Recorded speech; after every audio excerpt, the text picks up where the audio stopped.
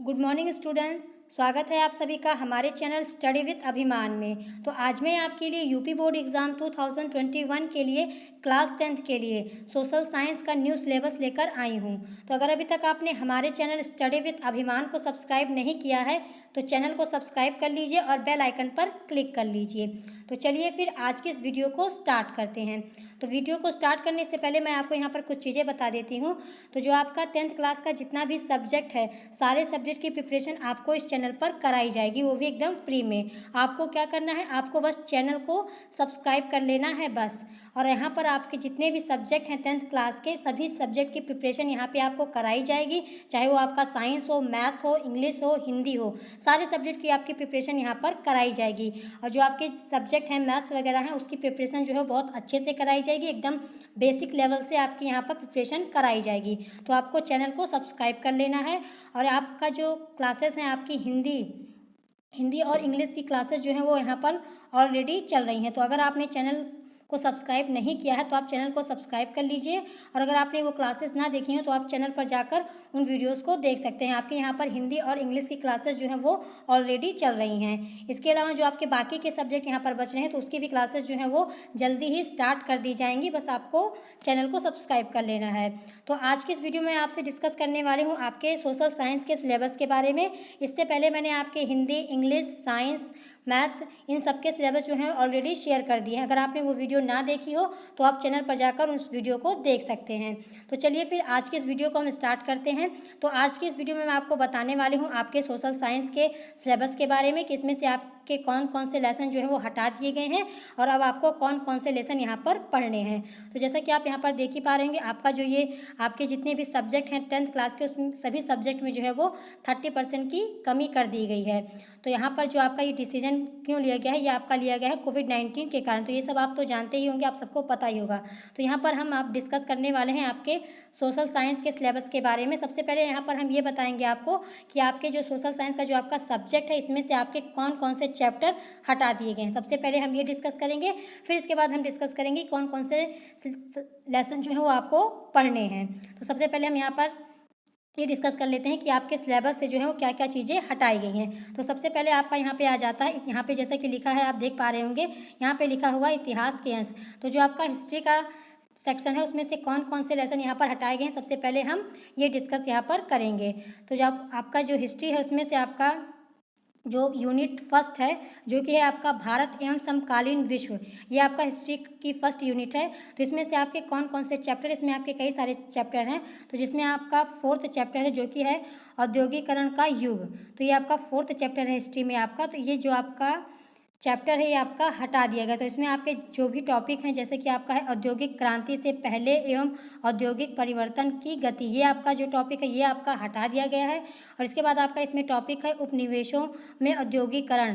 फिर इसमें आपका है प्रारंभिक उद्यमी और कामगार, औद्योगिक विकास का अनूठापन। और आपका इसमें 5वां कौन सा टॉपिक है, इसमें 5वां आपका टॉपिक है वस्तुओं के लिए बाजार। तो जो आपका हिस्ट्री का 4th लेसन है औद्योगिकरण का युग, इसमें आपके जितने भी टॉपिक हैं, इतने सारे टॉपिक जो हैं आपके यहाँ पर हटा दिए गए हैं। तो आपको हिस्ट्री में आपका जो 4th लेसन है उसमें से आपको इतने जो टॉपिक हैं ये आपको अब नहीं पढ़ने हैं, ये आपके सिलेबस से हटा दिए गए हैं। तो इस बात का आपको ध्यान रखना है।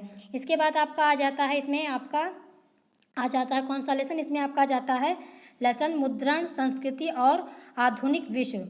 तो इसमें आपको कौन कौन से टॉपिक नहीं पढ़ने हैं इसमें। तो इसमें आपका जो टॉपिक है यूरोप में मुद्रण का इतिहास, 19वीं सदी में भारत में प्रेस का विकास। फिर इसमें आपका टॉपिक है राजनीति, सार्वजनिक विवाद और मुद्रण संस्कृति में संबंध। तो ये टॉपिक भी जो है वो आपका इसमें से हटा दिए गए। तो आपके सिलेबस से ये भी टॉपिक हटा दिए गए, तो आपको इसको यहाँ पर नहीं पढ़ना है। जो आपका लेसन है मुद्रण, संस्कृति और आधुनिक विश्व, इसमें आपके इतने टॉपिक जो हैं वो हटा दिए गए हैं, तो आपको ये अब नहीं पढ़ना है। इसके बाद आपका आ जाता है यहाँ पे लिखा हुआ, जैसा कि आप देख पा रहे हैं, आपका यहाँ लिखा हुआ है भूगोल के अंश। तो जो आपका ज्योग्राफी है उसमें से आपका कौन कौन सा लेसन हटाया गया है, अब वो यहाँ पर हम देख लेते हैं।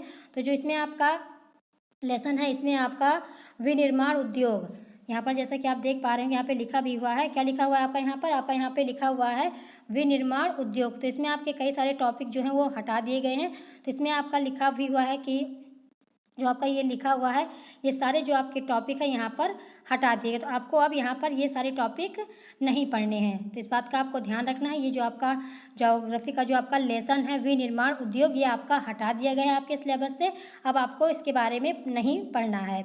इसके बाद यहाँ पर आपका लिखा हुआ है नागरिक शास्त्र के अंश। तो यहाँ पर क्या लिखा हुआ है आपका नागरिक शास्त्र के अंश, यानी आपका जो सिविक्स है। तो सिविक्स से आपसे आपके कौन कौन से चैप्टर हटाए गए हैं अब यहाँ पर ये भी आपको मैं बता देती हूँ। तो जिसमें आपका लेसन है राजनीतिक दल, ये आपका जो है वो हटा दिया गया है। तो जो आपका इसमें लेसन है आपका राजनीतिक दल, ये आपका यहाँ से हटा दिया गया है। तो आपका ये चैप्टर अब आपको इसमें नहीं पढ़ना है। इसके बाद आपका यहाँ पे दिया हुआ है अर्थशास्त्र के अंश।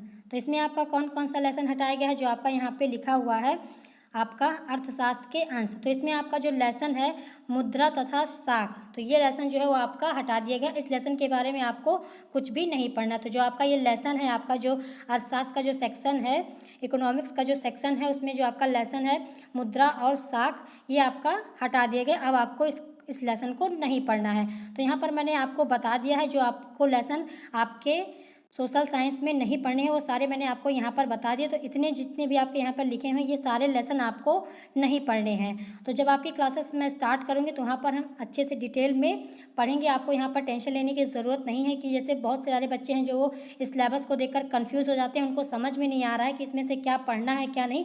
तो आप टेंशन ना लीजिए, जब आपकी क्लासेस स्टार्ट करूँगी तो वहाँ पर जो भी आपके सिलेबस में है उसी के अकॉर्डिंग आपकी क्लासेस चलेंगी। तो आपको चैनल से जुड़े रहना है, तो वहाँ पर आपको इसकी टेंशन लेने की ज़रूरत नहीं है। जब आपकी क्लासेस स्टार्ट करी जाएंगी आपकी सोशल साइंस की, तो वहाँ पर आपको सारी चीज़ें अच्छे से बेसिक से बताई जाएंगी और अच्छे से समझा कर बताई जाएंगी। तो आपको यहाँ पर टेंशन लेने की ज़रूरत नहीं है। अब इसके बाद मैंने आपको यहाँ पे बता दें कि आपको कौन कौन से लेसन, आपको कौन कौन से टॉपिक नहीं पढ़ने हैं। अब यहाँ पर हम इसके बाद जान लेते हैं कि आपको कौन कौन से लेसन और कौन कौन से टॉपिक अब पढ़ने हैं। जैसे कि आपका यहाँ पे लिखा हुआ है कि उपयुक्त अनुक्रम में 70% का पाठ्यक्रम निम्नवत है। तो यहाँ पर अब हम देख लेते हैं कि जो आपको पढ़ने हैं आपके सोशल साइंस में।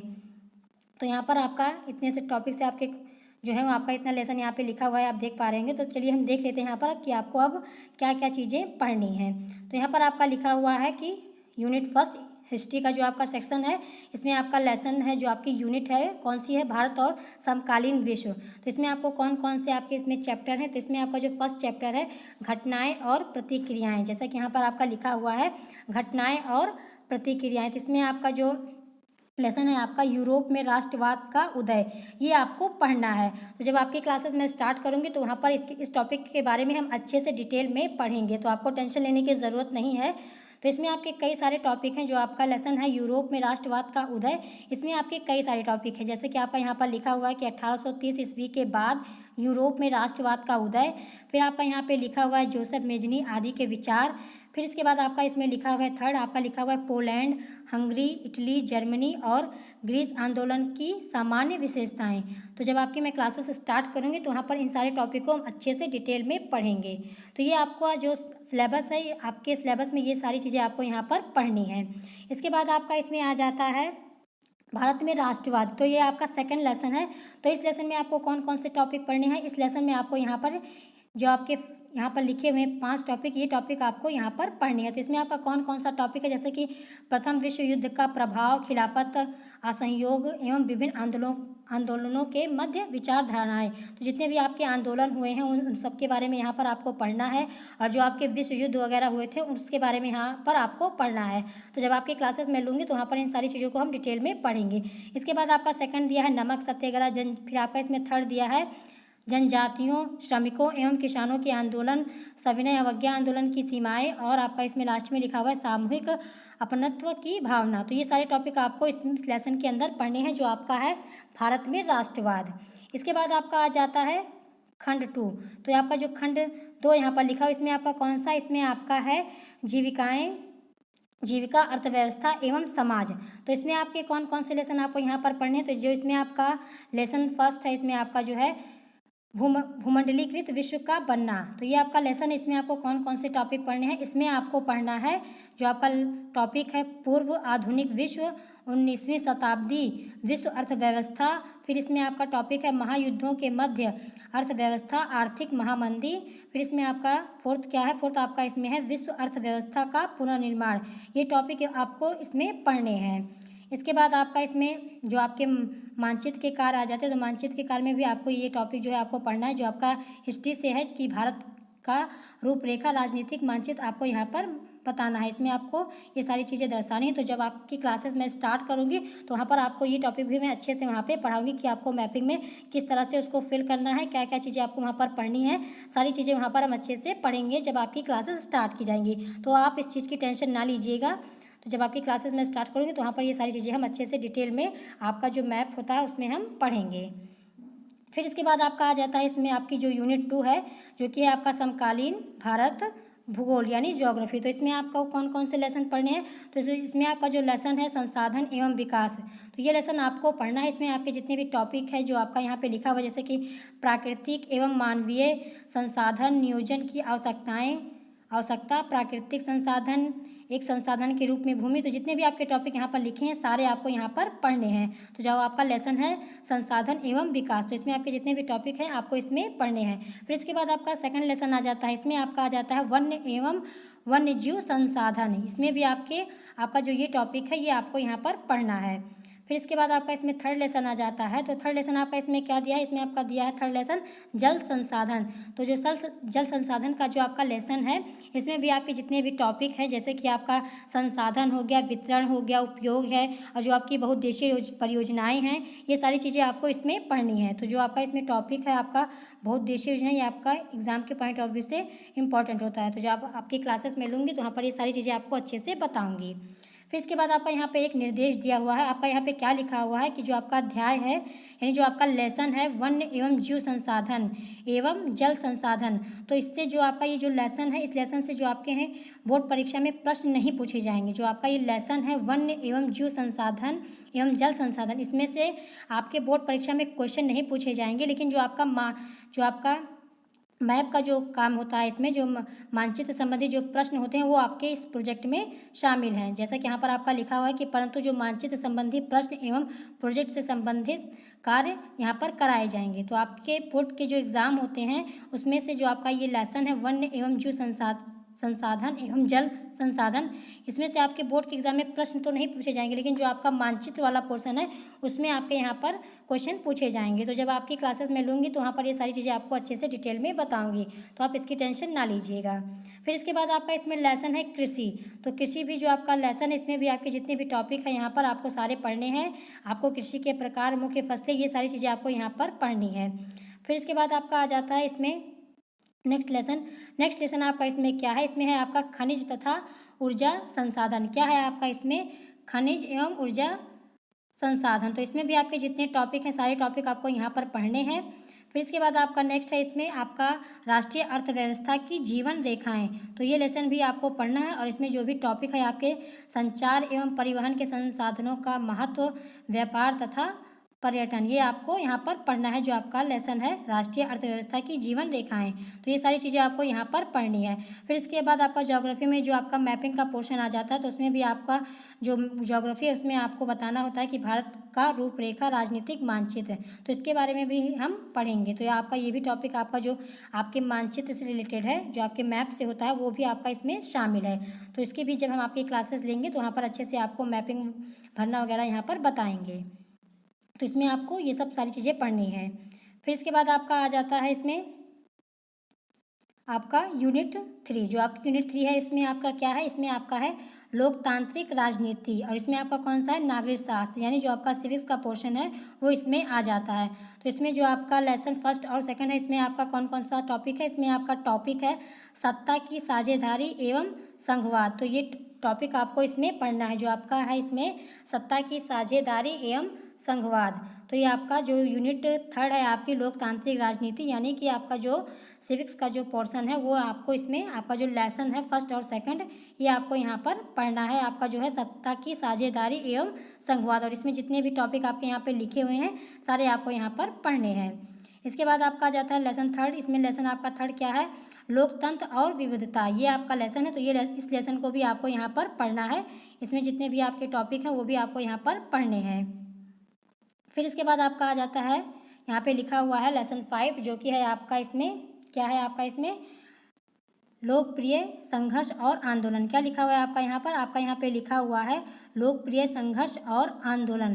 तो इसमें आपका जो लेसन है आपका जाति, धर्म और लैंगिक मसले, तो ये भी आपको इसमें पढ़ना है। इसमें से आपका कुछ भी हटाया नहीं गया है, जो आपका यहाँ पे लिखा हुआ है जाति, धर्म और लैंगिक मसले। तो इसमें आपके जितने भी टॉपिक हैं यहाँ पर लिखा हुआ है सारे आपको यहाँ पर पढ़ने हैं।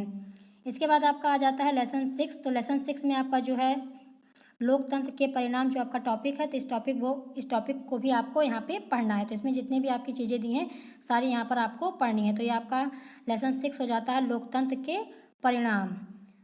फिर इसके बाद आपका यहाँ पे आ जाता है लेसन 8। तो जो लेसन 8 है आपका इसमें आपको क्या है, आपका है लोकतंत्र की चुनौतियाँ। तो इसमें भी जितने भी आपके टॉपिक हैं सारे आपको यहाँ पर पढ़ने हैं। तो जो आपका ये लेसन 8 है आपका लोकतंत्र की चुनौतियाँ, तो ये भी आपको यहाँ पर पढ़ना है। इसके बाद आपका आ जाता है आपकी यूनिट 4। तो यूनिट 4 आपकी क्या है, आर्थिक विकास की समझ, जो कि आपका आ जाता है अर्थशास्त्र यानी इकोनॉमिक्स। तो इसमें आपको कौन कौन से लेसन आपको यहाँ पे पढ़ने हैं। तो जो आपका लेसन फर्स्ट है विकास, तो वो भी आपको यहाँ पे पढ़ना है। जो आपका अर्थशास्त्र का फर्स्ट लेसन है विकास, तो ये भी आपको पढ़ना है। तो इसमें आपका जो भी टॉपिक है आपके विकास की पारंपरिक अवधारणा, राष्ट्रीय आय तथा प्रति व्यक्ति आय, सारे टॉपिक जो यहाँ पर लिखे हैं सारे आपको यहाँ पर पढ़ने हैं। इसके बाद इसमें जो आपका अर्थशास्त्र का इसमें आपका सेकंड लेसन है। सेकंड लेसन आपका क्या है, इसमें आपका सेकंड लेसन है भारतीय अर्थव्यवस्था के कार्य क्षेत्र। तो ये लेसन भी आपके सिलेबस में शामिल है। फिर इसके बाद आपका आ जाता है इसमें कौन सा लेसन आ जाता है, इसमें आपका आ जाता है भूमंडलीकरण तथा भारतीय अर्थव्यवस्था या वैश्वीकरण। तो ये लेसन भी आपको यहाँ पे पढ़ना है। क्या है आपका इसमें जो आपकी यूनिट 4 है आर्थिक विकास की समझ, जो इसमें आपका लेसन है भूमंडलीकरण तथा भारतीय अर्थव्यवस्था, तो ये भी आपको पढ़ना है। तो इसमें जितने भी आपके टॉपिक है सारे आपको यहाँ पे पढ़ने हैं। इसके बाद आपका यहाँ पे आ जाता है आपका लास्ट में क्या लिखा हुआ है, लास्ट में आपका लिखा हुआ है इसमें जो आपका अर्थशास्त्र का जो पोर्शन है उसमें आपका कौन सा लेसन है, इसमें आपका लेसन है 5वां उपभोक्ता अधिकार। तो उपभोक्ता अधिकार वाला जो लेसन, इसमें भी आपके जितने भी आपके यहाँ पे टॉपिक लिखे हुए हैं सारे आपको यहाँ पे पढ़ने हैं। तो यहाँ पर मैंने आपको जो आपका सोशल साइंस का जितना भी सिलेबस था, जो आपको नहीं पढ़ना वो भी मैंने आपको यहाँ पे बता दिया है, और जो आपको पढ़ना है वो भी मैंने आपको यहाँ पे बता दिया है। तो इतनी सारी चीज़ें जो हैं आपके सोशल साइंस में आपको यहाँ पे पढ़नी है। तो आपको अगर कोई चीज़ ना समझ में आई हो इस वीडियो में तो आप कमेंट सेक्शन में पूछ सकते हैं। तो यहाँ पर जितने भी आपके जो भी आपका मैप से रिलेटेड है जो भी पोर्शन है वो भी मैंने आपको यहाँ पे बता दी। तो ये सारा जो आपका यहाँ पे लिखा हुआ है आपका ये मैप में है, तो मैप का जो भी वो पोर्शन होगा उसकी भी क्लासेस जब मैं आपको पढ़ाऊंगी वहाँ पे आपकी क्लासेस में, तो वहाँ पर सारी चीज़ें अच्छे से डिटेल में हम पढ़ेंगे। तो आज की इस वीडियो में अगर आपका कोई क्वेश्चन हो या कोई डाउट हो तो आप कमेंट सेक्शन में पूछ सकते हैं। तो जल्दी ही आपकी जो भी सब्जेक्ट की क्लासेस नहीं स्टार्ट हुई, जल्दी ही आपकी सारे सब्जेक्ट की क्लासेस स्टार्ट कर दी जाएंगी। तो आपको क्या करना है, आपको चैनल को सब्सक्राइब कर लेना है और चैनल से जुड़े रहना है। तो अगर आज की इस वीडियो में आपको कोई चीज़ ना समझ में आई हो तो आप कमेंट सेक्शन में पूछ सकते हैं। अगर आज की वीडियो आप सबको पसंद आई हो तो वीडियो को लाइक करना, शेयर करना और हमारे चैनल स्टडी विद अभिमान को सब्सक्राइब करना मत भूलिएगा। तो आज की वीडियो में इतना ही, मिलूंगी आपसे अगली वीडियो में। Thanks for watching.